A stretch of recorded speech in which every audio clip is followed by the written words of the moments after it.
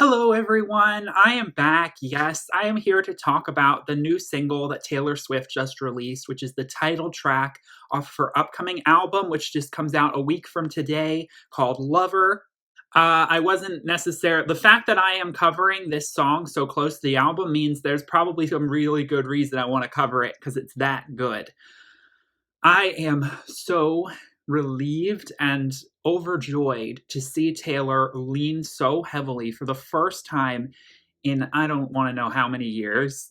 For Taylor to lean so heavily into her country roots, her country sound for this title track. This is a smooth, whimsical, drop dead gorgeous love song, love ballad. It is unapologetically, unabashedly proclaiming Taylor's enamored headspace that Taylor is living in for the first time ever, really. Because, I mean, if you look at Taylor's history with romance, I feel pretty bad for the girl. You know, she couldn't catch a break. It was just going from lover to lover to lover, breakup to breakup to breakup. And to see Taylor at 29 years old finally be in this place where honestly a lot of people are suspecting that she could be engaged. Now, I'm assuming she's been very secretive and very quiet about who she's been with recently, but everyone knows that Joe Alwyn, the British actor and model, has been who the beau she has been courting for several years now. And I think they're still together. I mean, I've heard some people say there's this other guy named Joe Rogan that she's actually with, so it's a different Joe. All we know is the guy she's with is definitely named Joe. And until there's any sort of public engagement, or I don't know, who knows if they're even going to announce their engagement. Maybe it'll be suddenly like, whoops, we got married. Oh, yeah, we never told you all, but we're married. And she'll show us the ring, and, it'll be like that. Because I could see why Taylor, due to the fact that the industry just revolves around every move she makes. She would just want to keep that part very private and special for her and her partner. But she can, as she always does, drop Easter eggs and hints in all of the tracks that she releases, and this album will be no exception for that. If you look at the album cover, you know exactly the sort of state of mind that she's trying to conjure up. And I can't wait to discuss this album next week when it comes out. I've reviewed her two main lead singles off this record, Me and You Need to Calm Down. Mixed feelings on those songs, particularly the former one, which was the lead single, which I thought was quite childish and beneath her in terms of songwriting and in everything else. But the song I didn't talk about that was released a few weeks ago as a promo single was called The Archer. I'll talk a little bit more about that song in my full Lover review, but I just want to clear up the reason why I didn't review that song and why I'm reviewing this song is because this song is infinitely more sonically pleasing than The Archer. I must admit, I was really let down when I listened to The Archer because I was really excited to hear a slower, hard-hitting lyrical deep dive from Taylor, because even on all of her records, there's always been those songs that I think showcase her songwriting the most, and they're not the big pop dance tunes. So The Archer, it succeeds in conjuring up amazing lyrics. I'm not doubting and faulting her for that. But the issues I have with that song fall heavily onto the production and also the mix, the composition. I think, if Taylor had any hand in the actual chord progressions and a hand in the sonic composition of the song, then she is a little bit to be blamed as well, because that song just plods like nothing else. It has the most repetitive and bassline synth that you could ever conjure up in pop music. I mean, Basic doesn't even begin to cover it. It definitely has an 80s sound, so it sounds a lot like something off of 1989. The problem for me is, like I said, the song doesn't go anywhere. It feels like it's building up to make some sort of triumphant and sort of soaring melody, but it never pays off. And honestly, it just turns me off. The song is so boring and so flatlining that I was really disappointed and really worried about the direction on the rest of this record. I was like, great, Taylor's going to have some amazing deep lyrics, but they're just going to be put over such basic piano chords and such basic, simple synth lines. And I was just like, that's because Jack Antonoff is not my cup of tea. I do not like any of the Jack Antonoff songs that he has produced for Taylor Swift. I am just not a fan of his very minimalist 80s inspired style that doesn't take any of the good things of that age and era of synth work and just plods those down with these sort of very draggy production styles. It's not for me. Now, I'm not necessarily saying he's a bad producer objectively. Again, it's all subjective. A lot of people love his style. Obviously, Taylor really does. But the songs that Taylor's worked with him on are my least favorite Taylor Swift songs. So, at this point, and I got really worried when she said that he'd worked on like 2/3 of the entire record. Now, Lover is a song that was co-produced by Jack and Taylor herself. So I did see, one reviewer point out, they weren't quite so glowing in the review of this song in that they felt like the mixing was still a little bit off. Like something just wasn't quite right with the snare drums and with the backing and the reverb, which was like a little too heavy for a song that's meant to be very acoustic guitar. I see where they were going. And again, seeing that Jack Antonoff had a hand in this song just makes me think, why does Jack need to produce these acoustic-laden songs? Because he just ruins them.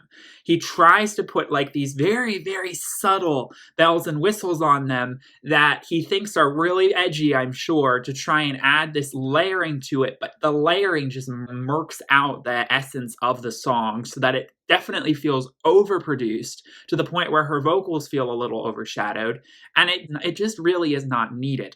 But that being said, I don't have nearly as much of a problem with the production on this song as I did with The Archer. I can live with the production choices that were made on this track because they're still pretty subtle. I mean, Jack did dial it down, and I think that's because Taylor was having a little bit more of a hand in it. I think they blend a lot more smoothly, and honestly, it's pretty harmless. It's pretty, it doesn't really bug me. I mean, I'm really, really nitpicking if I'm gonna pick apart aspects of some of the sounds that are used for the production on this track, because it's really just about that guitar and Taylor's voice and those beautiful, beautiful melodies. I mean, this bridge, oh my goodness. This bridge is just this soaring, hilly, up and down, key changing, mesmerizing hook. And she builds a story around the melody so beautifully with this track. It definitely has an old school flair. I'm not talking old school Taylor. I'm talking about like 50s and 60s love ballad sound. It's classic. It's timeless. You know that this is going to be a song that is going to be on everyone's wedding playlists. Everyone's wedding first dance is going to be this song from here on out, to the point where it's actually going to sort of lose a bit of its magic.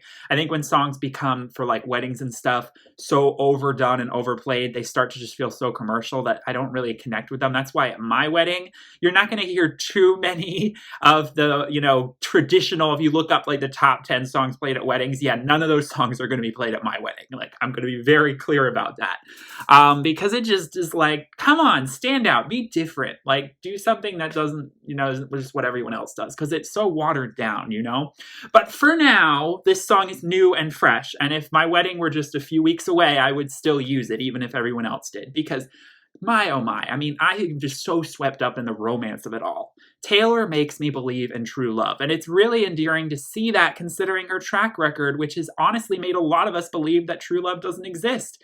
I've really felt for Taylor and her struggles over the years in finding the one, because I can sense that Taylor is someone who has been taken advantage of by men. I can sense that she's been with men who are way beneath her. Look, I'm not a huge Taylor stan, but she's such a sweet, honest, sincere person that deserves the world from a partner. You know that she's going to be that communicative, honest, compromising, loyal and steadfast partner that most of these guys, especially out here in Hollywood, are nowhere near on her level in terms of maturity and in terms of commitment. So it's really nice to see that she's found someone around her age that is actually meeting her at her maturity level, because I am a lot like that as well. I feel like, I see a bit of myself in Taylor's personality. Also, there's a lot of differences. I'm not saying I'm just like her, but let's look into these lyrics for a second, because, I mean, this is the kind of all too well songwriting that we've been wanting, right? We could leave the Christmas lights up till January. This is our place. We make the rules. And there's a dazzling haze, a mysterious way about you, dear. Have I known you 20 seconds or 20 years? That's what true love is about, honey. That is what true love is about. You are my lover. The bridge... such an iconic moment. Ladies and gentlemen, will you please stand with every guitar string scar on my hand? I take this magnetic force of a man to be my lover. My heart's been borrowed and yours has been blue. All's well that ends well to end up with you. Swear to be overdramatic and true to be my lover, and you'll save all your dirtiest jokes for me. At every table, I'll save you a seat. Lover. This is a vow, a wedding vow. This is this proclamation of undying affection. Look, I get it. Some people might find it overdramatic and cheesy. You know, true love can be. Like, there's always going to be that moment where you're like, I didn't like any of this Hallmark kind of love Valentine's Day stuff. I used to be that person. I get it.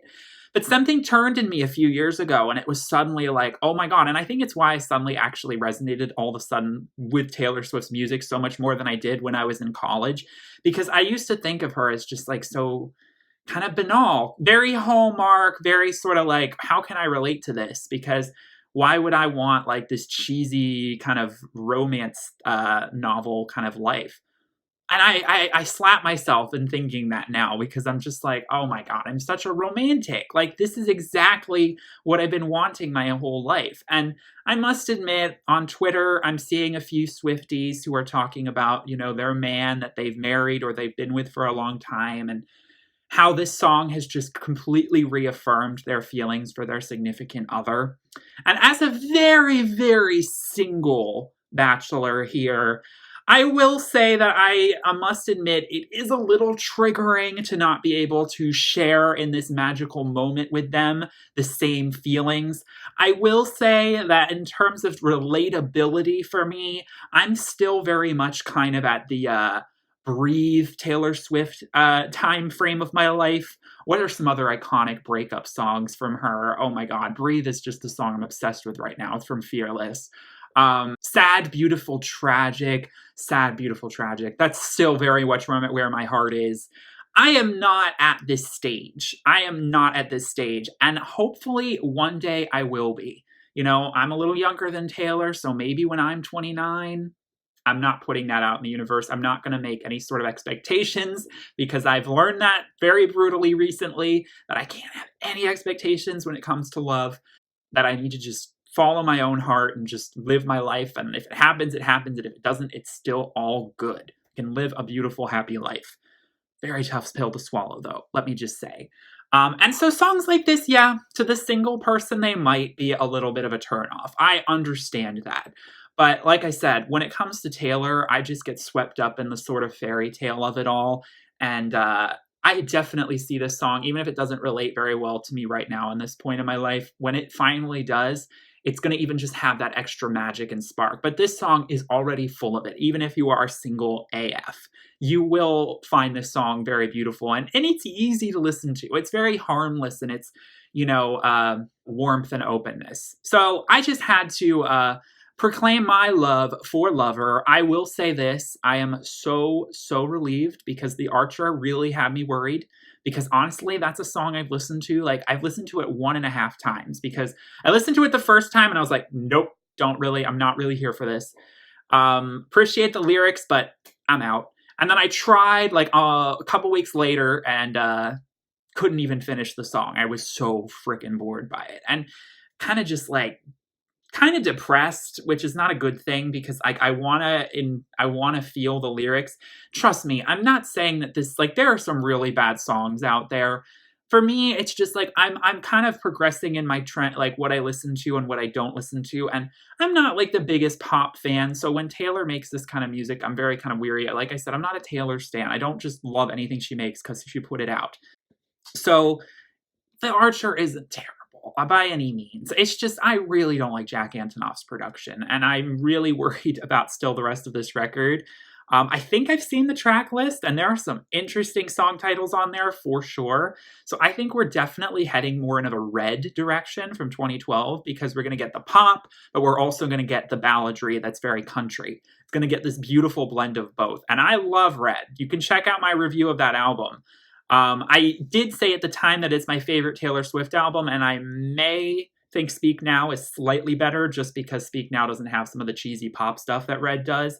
But if you took out the cheesy pop stuff, Red is the best album of hers. So, you know, I'm very excited to hopefully compare the two. And I mean, like I said, I don't know if this one's going to be better or not, but, you know, there's only really 1 out of 4 singles that I really like so far. But I am very excited to see in a week from now where this album takes us.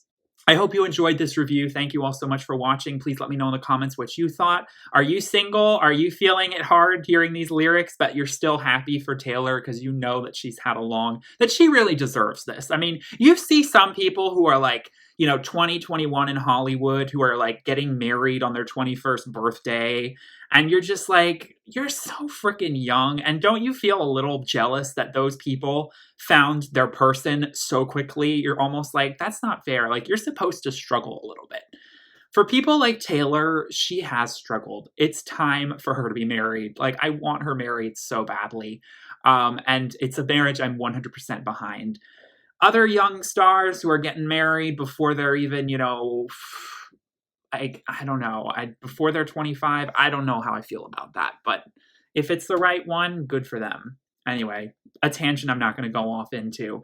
I hope you enjoyed this video. Thank you all so much for watching. Please give a like and subscribe if you enjoyed. Peace, love, and light. Bye.